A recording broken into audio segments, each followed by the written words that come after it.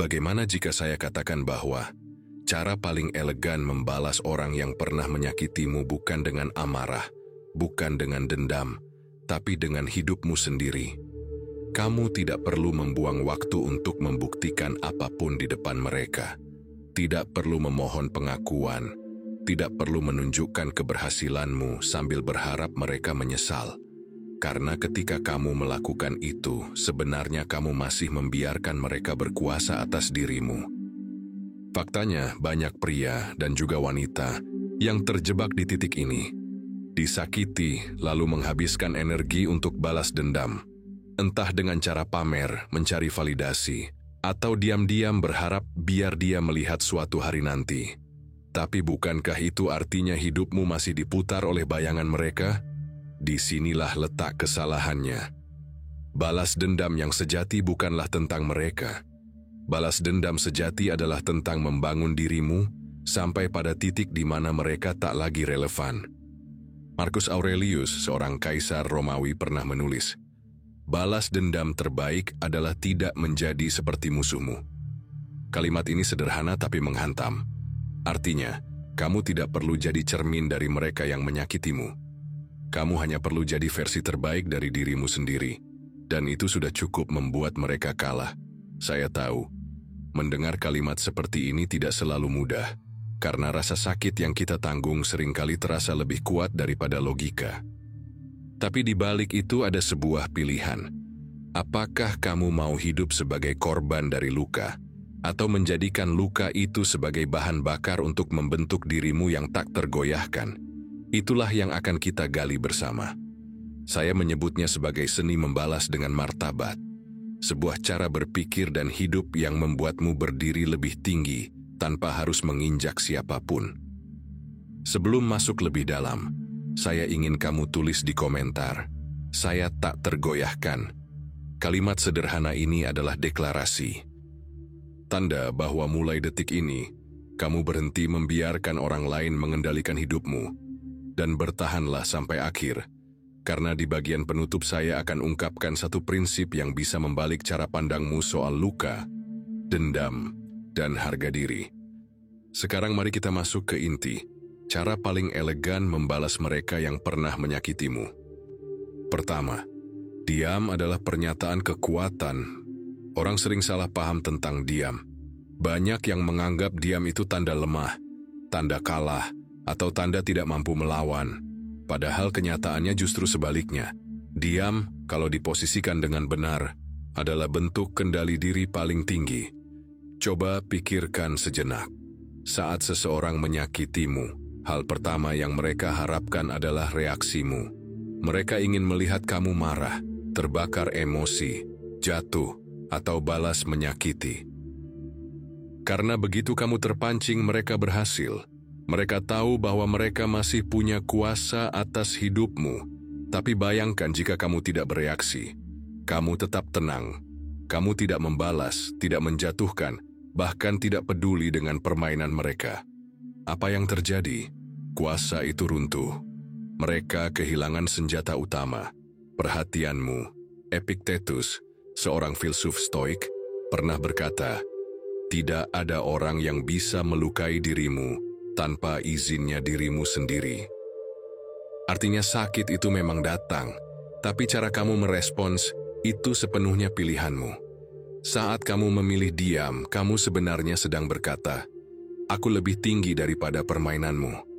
Lihat, di dunia modern sekarang, banyak orang berlomba-lomba untuk reply, clapback, atau expose orang lain di media sosial. Itu dianggap keren, dianggap sebagai bentuk perlawanan. Padahal seringkali, semakin keras kamu membalas, semakin besar pula ruang yang kamu berikan untuk mereka dalam hidupmu. Kalau kamu jeli, kamu akan sadar bahwa diam bukan sekadar tidak bicara. Diam adalah strategi. Diam adalah cara orang berkelas menjaga martabatnya. Tidak semua serangan perlu dibalas. Tidak semua hinaan layak mendapat jawaban. Pernahkah kamu melihat seseorang yang diprovokasi habis-habisan, tapi ia hanya tersenyum tipis, lalu melanjutkan langkahnya? Orang seperti itu terlihat jauh lebih kuat daripada mereka yang sibuk berteriak. Itu bukan kelemahan, Itu adalah penguasaan diri. Bayangkan sebuah api unggun. Kalau kamu terus menambah kayu, apinya makin besar. Tapi kalau kamu berhenti memberi bahan bakar, api itu akan padam dengan sendirinya. Begitu pula dengan konflik. Semakin kamu merespons, semakin besar apinya. Tapi saat kamu diam, kamu membiarkan api itu mati tanpa harus mengorbankan energimu. Dan di sini letak paradoksnya. Diam seringkali lebih menyakitkan bagi mereka yang ingin menjatuhkanmu. Mereka akan bertanya-tanya, kenapa dia tidak bereaksi, kenapa dia tenang, apakah aku tidak penting baginya? Dan perlahan, mereka hancur oleh ketidakberdayaan mereka sendiri. Jadi, jika orang pernah menyakitimu, ingatlah satu hal, kekuatan bukan terletak pada seberapa keras kamu membalas, tapi seberapa tenang kamu tetap berdiri. Kata-kata bisa menipu, emosi bisa membakar, tapi diam adalah bahasa universal yang menunjukkan bahwa kamu tidak bisa disentuh oleh hal-hal kecil. Seperti kata pepatah kuno, menguasai lidahmu lebih sulit daripada menguasai pedang, dan justru disitulah letak kemenanganmu. Kedua, ubah luka menjadi bahan bakar. Setiap orang pasti pernah terluka, entah karena dikhianati, diremehkan, atau diperlakukan tidak adil. Luka itu menyakitkan, dan saya tidak akan membohongi kamu soal itu. Tapi pertanyaan yang lebih penting adalah, apa yang kamu lakukan dengan luka itu? Kebanyakan orang membiarkan luka menggerogoti mereka dari dalam. Mereka larut dalam amarah, terus mengulang-ulang kejadian di kepala, berharap bisa mengubah masa lalu. Hasilnya, hidup mereka berhenti di titik itu. Luka menjadi racun yang perlahan membunuh semangat, tapi ada cara lain. Luka bisa jadi bahan bakar. Luka bisa menjadi energi yang mendorong kamu untuk naik level, lebih cepat, lebih jauh, lebih kuat. Nietzsche pernah berkata, orang yang memiliki alasan untuk hidup dapat menanggung hampir segala cara untuk menjalaninya. Jika kamu punya alasan, bahkan luka terdalam pun bisa jadi tenaga pendorong untuk bergerak. Coba lihat sejarah. Banyak tokoh besar lahir dari rasa sakit. Atlet yang dulu diremehkan akhirnya berdiri di podium tertinggi. Pebisnis yang dulu ditolak mentah-mentah akhirnya membangun kerajaan bisnis yang tak terbantahkan. Mereka tidak melupakan luka itu. Justru mereka menggunakannya sebagai pengingat, sebagai bahan bakar. Kamu pun bisa melakukan hal yang sama. Alih-alih berkata, kenapa ini terjadi padaku? Ubah pertanyaannya menjadi, apa yang bisa aku hasilkan dari ini? Setiap hinaan bisa jadi alasan untuk berlatih lebih keras. Setiap penolakan bisa jadi pemicu untuk membuktikan dirimu. Bukan kepada orang lain, tapi kepada dirimu sendiri. Bayangkan seseorang berkata kamu tidak akan pernah berhasil. Kamu bisa larut dalam sakit hati, atau kamu bisa menjadikannya bahan bakar untuk membangun hidup yang membuktikan sebaliknya. Dan ironisnya, ketika kamu berhasil, kamu mungkin sudah tidak peduli lagi dengan opini mereka. Itu adalah bentuk kemenangan yang jauh lebih manis. Ingat, luka itu netral. Luka hanya energi. Kamu yang menentukan apakah energi itu akan menghancurkan atau menguatkan, seperti bara api. Kalau kamu biarkan, ia membakar habis rumahmu. Tapi kalau kamu kendalikan, ia bisa jadi nyala yang menghangatkan, bahkan menggerakkan mesin yang membawa kamu lebih jauh. Saya ingin kamu renungkan ini. Apakah luka terbesarmu saat ini sedang menghancurkanmu atau sedang membangkitkanmu? Kalau jawabannya yang pertama, sudah waktunya kamu mengubah arah. Jangan biarkan orang yang menyakitimu menang dua kali. Pertama saat mereka melukai, dan kedua saat kamu membiarkan luka itu menghancurkan dirimu. Balikkan permainan. Biarkan luka itu jadi alasan kamu berdiri lebih kuat, karena pada akhirnya, tidak ada balas dendam yang lebih tajam daripada berkembang melampaui batasan yang pernah orang lain tanamkan padamu. Ketiga, buktikan dengan keberhasilan tanpa validasi. Ada satu kesalahan besar yang sering dilakukan orang ketika mereka disakiti. Mereka berjuang mati-matian hanya untuk membuktikan sesuatu kepada orang yang pernah meremehkan atau mengkhianati mereka. Biar dia lihat suatu hari nanti. Biar mereka menyesal meninggalkan aku. Kamu akan sadar kalau kamu salah menilaiku. Kedengarannya seperti motivasi, tapi kenyataannya itu adalah jebakan. Karena pada titik itu, hidupmu masih dikendalikan oleh bayangan mereka. Keberhasilanmu bukan milikmu, melainkan sekadar panggung yang kamu bangun untuk penonton yang mungkin bahkan tidak peduli lagi. Keberhasilan sejati terjadi saat kamu sudah tidak peduli siapa yang menonton. Ketika kamu berlari, bukan untuk membuktikan sesuatu, tapi karena berlari itu sendiri membawamu lebih dekat dengan potensi tertinggimu. Marcus Aurelius pernah menulis, ambisi berarti mengaitkan kesejahteraanmu dengan apa yang orang lain katakan atau lakukan. Kewarasan berarti mengaitkannya dengan tindakanmu sendiri. Jika kebahagiaanmu bergantung pada validasi orang lain, kamu akan selalu rapuh. Tapi kalau kebahagiaanmu bergantung pada proses dan tindakanmu sendiri, kamu akan jadi tak tergoyahkan. Coba bayangkan skenario ini. Seseorang yang dulu meremehkanmu, tiba-tiba melihat hidupmu sekarang. Kamu jauh lebih matang, lebih mapan, lebih tenang. Tapi kamu bahkan tidak sadar mereka memperhatikan. Kamu sibuk fokus membangun dirimu. Itulah bentuk balas dendam yang paling elegan. Keberhasilan yang bahkan tidak ditujukan untuk mereka, dan di sini saya ingin kamu sadar. Validasi adalah candu. Begitu kamu terbiasa mengejar validasi, kamu tidak akan pernah puas. Ada satu orang yang kamu buat menyesal, lalu kamu ingin yang lain juga melihat. Pada akhirnya, kamu terjebak dalam lingkaran tak berujung. Sebaliknya, ketika kamu berhenti peduli dan mulai hidup untuk dirimu sendiri, kamu akan merasa ringan. Keberhasilanmu menjadi murni. Kamu tidak lagi sekadar melawan masa lalu, tapi menciptakan masa depan yang benar-benar kamu inginkan. Jika fondasimu adalah pengakuan orang lain, bangunanmu rapuh. Tapi kalau fondasimu adalah disiplin, kerja keras, dan visi pribadi, tidak ada satu pun yang bisa meruntuhkannya. Jadi tanyakan pada dirimu sendiri, apakah aku sedang membangun hidup untuk diriku, atau untuk membuktikan sesuatu kepada mereka? Kalau jawabannya yang kedua, berhentilah, karena itu artinya luka mereka masih mengendalikanmu. Alihkan fokus, bangun dirimu tanpa peduli siapa yang melihat, dan ironisnya, ketika kamu benar-benar berhenti peduli, saat itulah keberhasilanmu menjadi yang paling memukau. Bukan karena mereka menyesal, tapi karena kamu akhirnya bebas. Sebelum kita masuk ke poin berikutnya, izinkan saya mengingatkan, kalau kamu merasa pesan ini menyentuh, jangan lupa tekan tombol subscribe. Bukan untuk saya, tapi untuk dirimu sendiri, supaya kamu tidak melewatkan konten yang bisa terus menguatkan mental, fokus, dan martabatmu.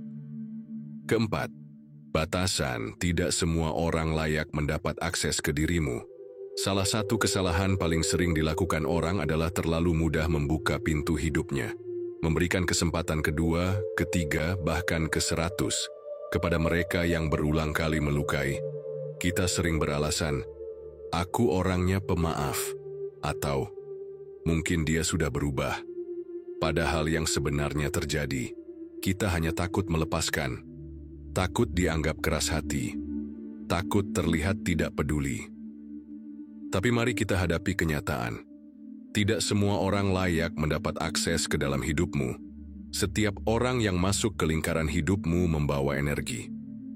Ada yang membawa dukungan, ada yang membawa inspirasi, tapi ada juga yang membawa racun. Jika kamu tidak tegas membuat batasan, racun itu akan terus merembes ke dalam dirimu. Marcus Aurelius pernah menulis dalam Meditations, hal-hal yang kamu pikirkan menentukan kualitas pikiranmu. Jiwamu mengambil warna dari pikiranmu. Kalau pikiranmu terus dipenuhi drama, pengkhianatan, dan rasa sakit dari orang yang sama, Kualitas jiwamu ikut menurun. Bayangkan seperti ini. Kamu ingin berlayar jauh, tapi kamu masih mengikat kapalmu dengan jangkar yang berat. Mustahil kamu bisa bergerak cepat. Membiarkan orang toksik tetap masuk ke hidupmu sama saja seperti membawa jangkar kemanapun kamu pergi. Batasan bukan soal benci, bukan soal ingin balas dendam. Batasan adalah soal melindungi energi, waktu, dan martabatmu. Dengan batasan, kamu sedang berkata, "Aku memilih siapa yang layak bersamaku di perjalanan ini." Kadang orang berpikir, dengan memutus akses, mereka terlihat kejam. Tapi yang sebenarnya kejam adalah membiarkan dirimu terus disakiti. Ingat ini baik-baik, menjaga jarak bukan berarti kamu tidak peduli.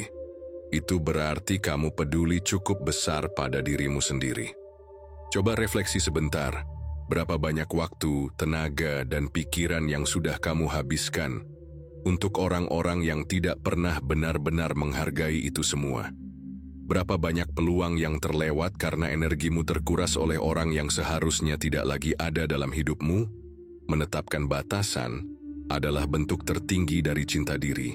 Dan cinta diri bukanlah egois. Cinta diri adalah fondasi. Dari sana, kamu bisa jadi versi terbaik dirimu, untuk dirimu sendiri, dan untuk orang-orang yang benar-benar layak ada di sisimu.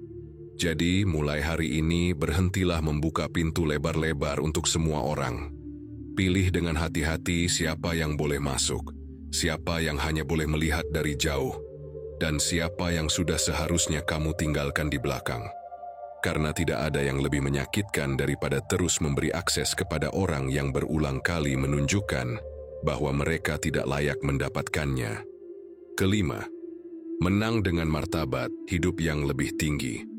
Ada satu kesalahpahaman besar yang banyak orang yakini, bahwa untuk menang, orang lain harus kalah. Bahwa harga diri hanya bisa ditegakkan kalau mereka yang menyakitimu akhirnya hancur, menyesal, atau datang merangkak meminta maaf. Tapi kenyataannya, kemenangan sejati tidak ada hubungannya dengan mereka. Kemenangan sejati adalah ketika hidupmu melaju begitu tinggi, begitu elegan, sehingga orang yang dulu melukaimu tidak lagi relevan.